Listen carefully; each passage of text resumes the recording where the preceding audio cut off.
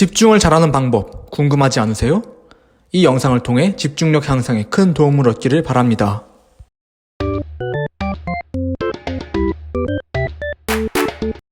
하이퍼 포커스란 중요한 일이든 안 중요한 일이든 한 가지 일에 주의력을 전부 쏟아붓는 것을 의미합니다.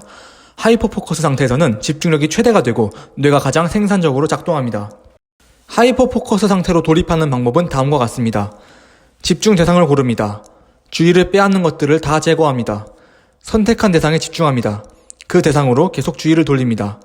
이 4가지 단계를 거치면 집중을 잘할 수 있습니다. 한 가지 알아둘 것은 모든 일을 하이퍼 포커스 상태로 할 필요는 없다는 것입니다. 작업에는 집중을 크게 요구하지 않는 작업과 집중을 많이 요구하는 작업이 있습니다. 숨쉬기, 걷기, 옷 입기 등 간단한 작업부터 책 읽기, 보고서 작성하기, 어려운 문제 풀기 등 복잡한 작업이 있지요. 간단한 작업은 생각 없이 해도 잘 됩니다. 몇 가지를 섞어서 해도 잘만 됩니다. 예를 들면 걸어가며 친구와 대화하는 것은 걷는 일과 친구와 대화하는 일 2가지를 포함하고 있지만 대부분 잘만 합니다. 간단한 작업은 하이퍼 포커스 상태로 처리하면 오히려 일을 그르칩니다. 숨 쉬는 것을 하이퍼 포커스 상태로 한다고 생각해 볼까요? 숨을 어떻게 쉬었죠? 입으로 쉬었네요. 들이마시고 내쉬고.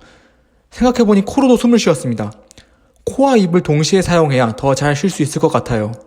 숨을 들이마시고 내쉬고. 숨 쉬는 것을 의식하면서 집중하면서 하려고 하니까 뭔가 더 어려워졌습니다. 이렇듯 호흡이나 걷기, 뛰기와 같은 간단한 작업은 하이퍼 포커스 상태로 하면 오히려 잘 안 됩니다. 복잡한 작업을 처리할 때 하이퍼 포커스 상태로 해야 합니다. 목적을 정하는 것은 중요합니다. 목적 없는 집중은 힘만 뺍니다. 그러므로 집중하기 전에 반드시 목적을 정해야 합니다. 책 하이퍼 포커스에 따르면 모호하더라도 일단 목적을 세우면 이를 성공적으로 실천할 확률이 20에서 30% 증가하고 목적이 구체적이면 성공적인 일 실천 확률이 2~3배는 더 오릅니다. 그러니 하이퍼 포커스 상태로 돌입하기 전에 반드시 어디에 집중력을 발휘할 것인지 정합시다. 잠시 목적 정하기에 팁을 주자면 먼저 목적에 신경을 써야 합니다.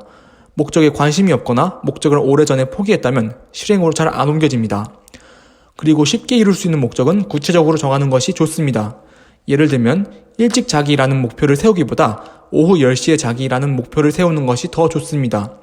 목표가 어려울 때나 너무 많아서 전부 이루기 힘들 때는 계획을 세우는 것이 특히 도움이 됩니다.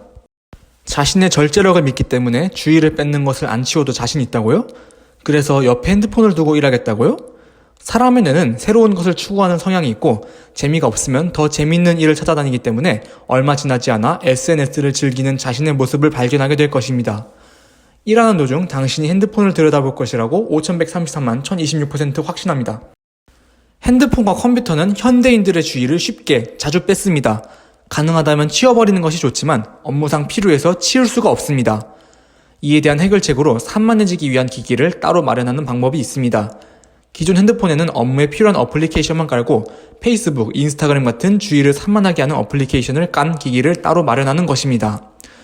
핸드폰은 옆에 두고 산만함을 위한 기기는 눈에 띄지 않게 하면 집중을 빼앗기는 일이 줄어듭니다. 컴퓨터의 경우에는 업무와 무관한 사이트를 들어가는 것 자체를 차단시켜주는 프로그램을 찾아서 까는 방법이 있습니다. 하이퍼 포커스 상태를 오래 유지하는 것은 힘듭니다. 생각보다 정신력을 많이 사용하는 일이기 때문입니다. 그러므로 처음으로 하이퍼 포커스 상태에 돌입한다면 짧은 시간부터 시작하는 것을 권장합니다. 1시간? 깁니다. 10분이라도 좋습니다. 짧은 시간부터 하이퍼 포커스 상태로 일하기를 시작해서 하이퍼 포커스 상태에 머무는 시간을 15분, 20분 이렇게 서서히 늘리는 것이 좋습니다.